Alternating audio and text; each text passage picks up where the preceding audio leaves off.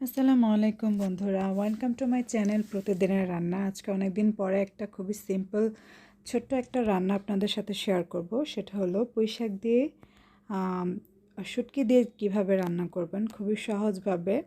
মাছ দিয়ে রান্না করলে পুঁইশাক যতটা মজা লাগে, শুটকি দিয়ে রান্না করলে পুঁইশাক আরও বেশি মজা লাগতে পারে। সেটাই আজকে আপনাদের দেখাবো।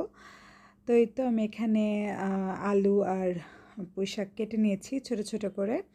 তারপরে এই যে শুটকি দিয়ে রান্না করব, আমি আজকে মলাই শুটকি দিয়ে পুঁই শাকটাকে রান্না করব। তো চলুন দেখে আসি কীভাবে রান্না করে নেব। তো প্রথমে আমি শুটকিটাকে একটু টেলে নিব। আমি বরাবরই শুটকি যখন রান্না করতে যাই আমি একটু টেলে নেই। আর সবাই কীভাবে রান্না করে আমি জানি না, তবে আমি শুটকিটা একটু টেলে নিই। তো এই তো একটু লাল লাল করে আমি শুটকিটাকে টেলে নেব। তারপর আমি পাতিলে কিছুটা তেল দিয়ে নিব। তারপর এখানে আমি দুইটা মিডিয়াম সাইজের পেঁয়াজ কেটে দিয়েছি। তো পেঁয়াজটাকে একটু বাদামি করে ভেজে নেব, হালকা বাদামি করে এর মধ্যে আমি মশলাগুলো দিয়ে দিব।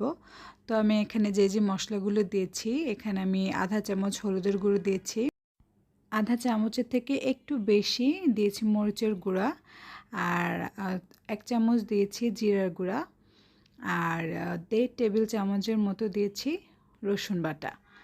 তো আমি সব মশলাগুলো দিব, সাথে একটু পানি দিয়ে দিচ্ছি।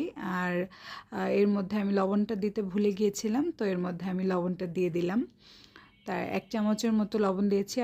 ভালো করে মশলাটা কষিয়ে নেব। এর মধ্যে আমি শুটকিটাকেও সুন্দর করে ধুয়ে নিয়েছি। 2-3 বার শুটকিটাকে ধুয়ে ওই কষানো মশলাটা শুকিয়ে আসলে ওর মধ্যে আমি শুটকিটাকে দিয়ে আরও কিছুক্ষণ মশলাটাকে কষিয়ে নেব, সাথে শুটকিটাকেও কষিয়ে নেব।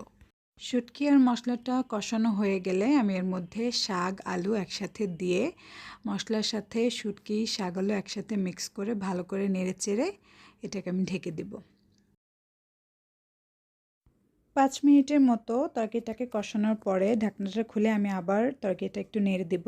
এই যে দেখুন অনেকটা পানি বেরিয়ে আসছে, শাকের থেকে একটু পানি বেরিয়ে হয়। তো এর মধ্যে আমি আলুটাকে একটু ভেঙে দেব। শুটকি তরকারিটার মধ্যে আলুটাকে একটু ভেঙে ভেঙে দিলে তরকারিটা মাখা মাখা আর খুবই মজা হয়। তো এই পর্যায়ে পানিটা একদম শুকিয়ে আসছে, তখন আমি প্রায় 1 গ্লাসের মতো পানি দিয়েছি। এই পর্যায়ে আমি তরকারিটাকে ঢেকে তারপর একদম শুকনো শুকনো করে নেব। তো আমি এইখানে ভিডিওটি স্কিপ করে দিয়েছি। এই যে দেখুন এরকমভাবে একদম শুকনো শুকনো করে নেব, কারণ শুটকি তরকারির মধ্যে ঝোল থাকলে একদমই ভালো লাগে না, তাই আমি একদমই শুকনো শুকনো একদম মাখা মাখা করে নিয়েছি। এ পর্যায়ে আমি একটু লবণটা চেক করে দেখলাম, একদম পারফেক্ট হয়েছে লবণটা।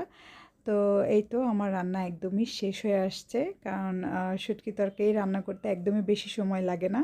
তো আপনারা এইভাবে খুব অল্প সময়ের মধ্যে পুঁইশাক দিয়ে মলাই শুটকি দিয়ে আলু দিয়ে রান্না করে দেখবেন, আপনাদের খুবই ভালো লাগবে আশা করি।